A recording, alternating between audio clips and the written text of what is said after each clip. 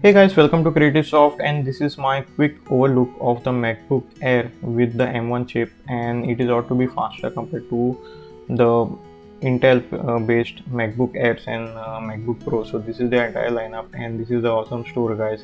And let me just check out what are the new things with this.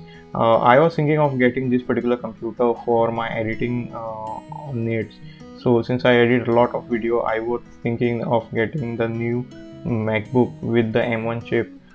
They tend to be much more faster and gives a battery life of around 17 hours, and comes with a retina display, and they are much more faster, guys, and they don't have the fan inside it, and they run even cooler compared to in certain cases with the Intel parts. So in this particular case, let me just open something because Wi-Fi is obviously not connected over here, and the App Store, I think net is not there.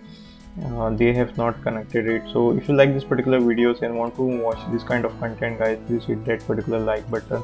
I really like the keyboard of the new MacBook. They have just gone one step backwards, but this is the awesome things about this particular keyboard.